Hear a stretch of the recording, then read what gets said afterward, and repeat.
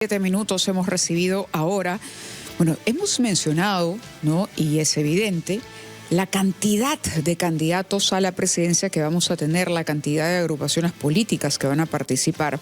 Pero en la interna de algunos partidos también ha crecido el número de propuestas o de listas que están, digamos, sometidas ahora a una elección interna para finalmente convertirse en la fórmula presidencial. Es el caso del partido aprista.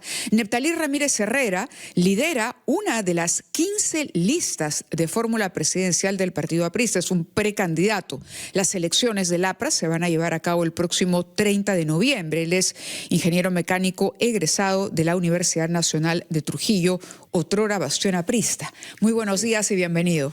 Muy buenos días a ti, Mávila, y gracias por permitirme estar acá en este prestigioso programa. 15 listas. ¿Cómo se explica?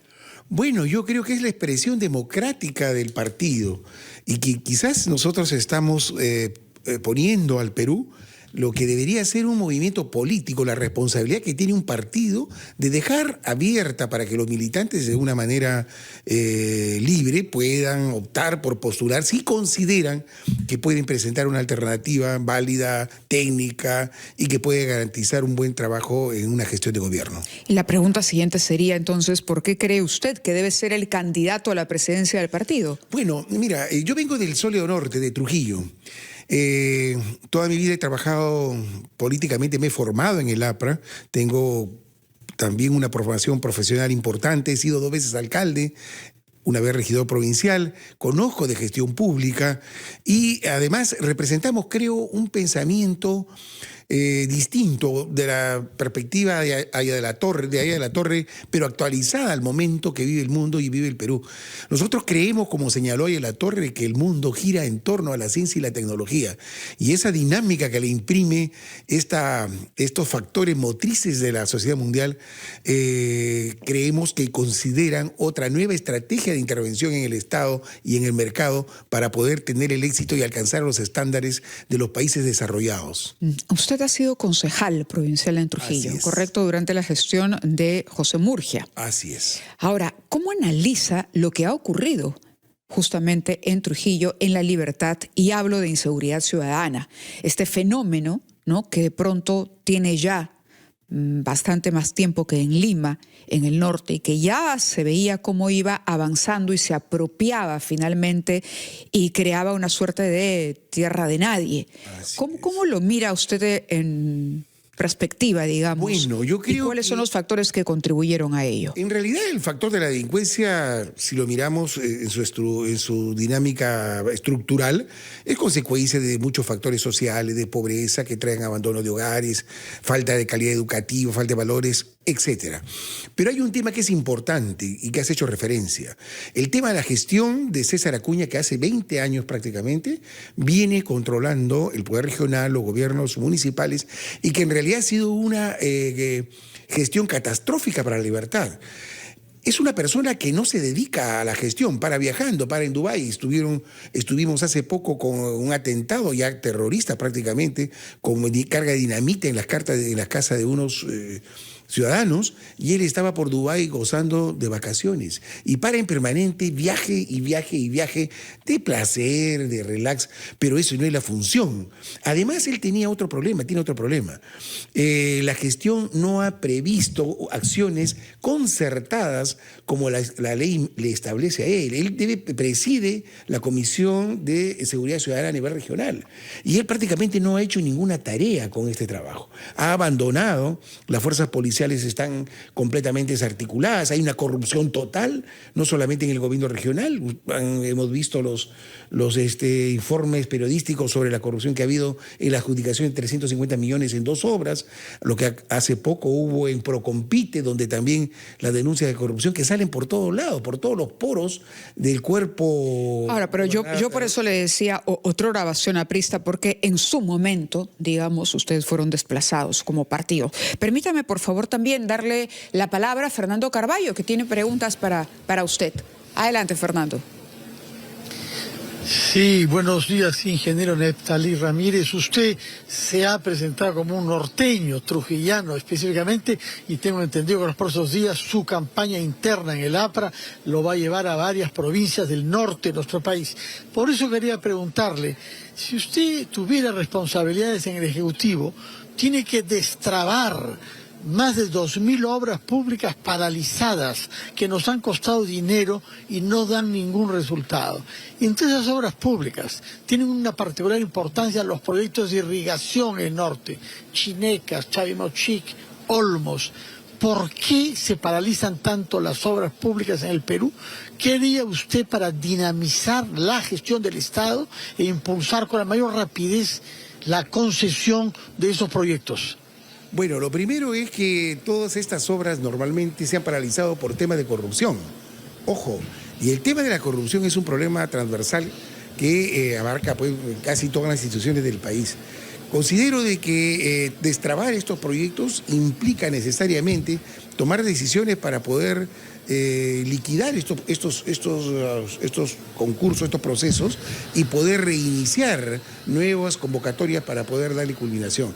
Hay que cerrar todos los procesos de corrupción porque esto, si no lo liquidamos adecuadamente, puede traernos causa problemas de denuncias, de demandas, pero hay que hacerlo porque la madre de todo esto es que está fallando el sistema de adjudicación de contrataciones con el Estado, la ley de contrataciones con el Estado. Yo creo que esta hay que reformularla. Hay demasiada protagonismo a los actores que son dispuestos directamente en los órganos que dan las adjudicaciones de obras. Y esto es pues una corrupción tremenda, como hemos dicho, no solamente en el caso de La Libertad en el gobierno regional, sino en todo el Perú. La cantidad de miles, de decenas de millones de soles que se pierden al año por corrupción y que la Contraloría informa es producto y consecuencia de que en realidad estamos pues ante un problema que tiene que cambiar. Definitivamente la ley de contrataciones tiene que ser modificada completamente. Si no, no va a haber solución y seguiremos constantemente con este tipo de problemas de obras paralizadas porque son trabadas precisamente por las incongruencias de los expedientes técnicos, por temas de ejecuciones de obra no de acuerdo al expediente técnico, ¿no? Por otra parte, nos ha dicho usted que las 15 postulaciones para la candidatura presidencial son una muestra del vigor democrático dentro del APRA. Pero yo quisiera, más allá de esa opinión general, saber qué aporta su candidatura, por qué la suya debería ser considerada mejor que las otras 14, 3 de las cuales, como usted sabe, son encabezadas por figuras notorias que durante mucho tiempo han tenido una gravitación en el APRA y en el país. Bueno, precisamente por eso necesitamos que en el partido y en el Perú tengamos nuevos rostros, nuevas formas de hacer política. Creo que estas 3 últimas décadas en que han pasado para el país ha habido un crecimiento de la economía, pero este crecimiento de la economía no ha ido de manera distribuida, de manera simultánea a todo el Perú. La concentración de riqueza en el país ha crecido. El país, según un informe técnico, el 1% concentra más del 40% de la riqueza nacional. El informe más pesimista dice el 25%. Sin embargo, en el otro lado tenemos 75% de informalidad que está castigada con tasas de interés más altas del 100%, mientras las tasas corporativas a las empresas que cotizan en bolsa llega al 5.5% anual, tasa efectiva anual. Por otro lado, tenemos 40% de niños con anemia, o sea, no tienen nutrientes suficientes y esa generación de niños, casi la mitad de niñez del Perú, está condenada a no tener un futuro porque además no va a poder desarrollar todas sus capacidades cognitivas. Tenemos, por otro lado, una educación de pésima calidad y que no genera innovación. En el Perú, el número de patentes no pasa de los 250 patentes al año. ¿Y esto por qué? Mientras, por ejemplo, en China tenemos el 58% de las patentes a nivel mundial son chinos, 14% son la zona euro y Estados Unidos menos. Pero América Latina tiene menos del 0.5% de patentes, menos del 0.5% de patentes. Y sobre ese 0.5% de patentes el Perú tiene el 2%. Imagínense, porque no tenemos nada. ¿Por qué? Porque nuestra estructura productiva que se ha gestado y se ha fortalecido en estas 3 décadas con inversión extranjera, no demanda valor agregado, no demanda innovación, no demanda desarrollo de ciencia y tecnología, y por eso los sueldos son bajos. Un sueldo mínimo acá está a $300, en la OCDE un promedio de 2.000, y en los países escandinavos, Noruega, Finlandia, Dinamarca, sobre los 4.000. ¿Y por qué? Porque son países que tienen ciencia y tecnología, y la riqueza ahora está en el conocimiento, en darle valor agregado a las cosas, en la innovación. Si nosotros no tenemos innovación, no tenemos valor, no damos valor agregado a nuestros productos, vamos a ser siempre una sociedad que va a vivir con sueldo de miseria, con el 30% de la población del Perú, 28 para ser más precisos, que vive con 15 soles al día, y con otro 30%, otros 9 millones, que están en riesgo de caer en estado de vulnerabilidad, o sea, llegar a estas circunstancias. El Perú no ha crecido en maneras equitativa para todos, no da oportunidad para todos, por eso que los jóvenes se van. 350 millones hasta ahora, 350.000 ciudadanos se han ido del Perú este año, y la mayor parte son jóvenes, profesionales, técnicos, capaces, que no encuentran en el país trabajo digno, trabajo técnico, trabajo con buenas remuneraciones y que le dé oportunidades. Entonces, modelo ha fracasado y tenemos que ir a un modelo, como pensó ahí de la Torre, donde sí necesitamos el mercado. Nosotros afirmamos que la empresa privada es fundamental, dinamiza, pero también tiene que cumplir un rol el Estado, como lo hacen en Estados Unidos. Ojo, como lo hacen en China, como lo hacen en Corea del Sur, como lo hacen en Corea del Norte, como lo han hecho los países que han salido de su desarrollo, donde el Estado ha jugado un factor importante definiendo la línea de desarrollo, y no solo dejando que el mercado y los grandes empresarios definan el destino del país. Ese modelo ha fracasado.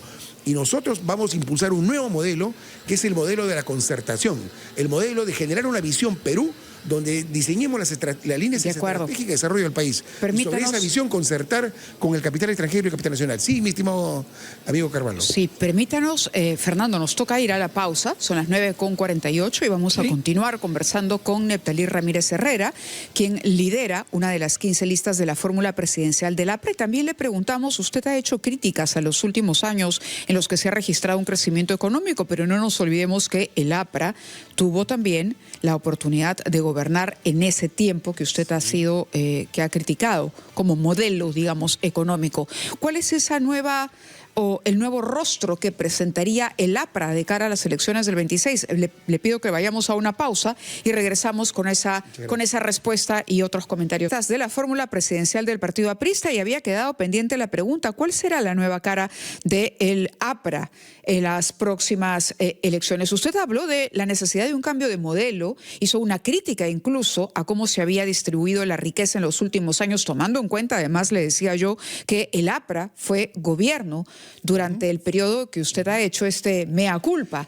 Por lo tanto, me preguntaba en la pausa si acaso no van camino a la situación que enfrenta Acción Popular, un poco con grupos a la interna, y finalmente se empieza a romper lo que antes era como una suerte de tronco duro, ¿no?, de roer en el aprismo. No, yo creo que al contrario, estas elecciones internas permiten que los compañeros presenten sus perspectivas, debatamos las propuestas, nuestra forma de entender el mundo y la realidad del Perú, y esto más bien fortalece la dinámica interna del partido. En todo el Perú, en cada distrito o provincia que vaya, usted va a encontrar que hay una dinámica de visita de candidatos a diputados, a senadores, y eso en buena hora.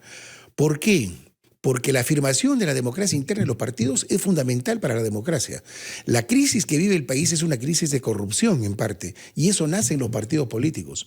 Cuando el sistema político permite que una persona compre un kit electoral, cree su partido y sea el dueño del partido y haga lo que quiera con ese partido, como sucede con César Acuña, con Peralta, y hayan partido familia, ¿no?, como también otros, como el López Chau, o partido de dueños que compran los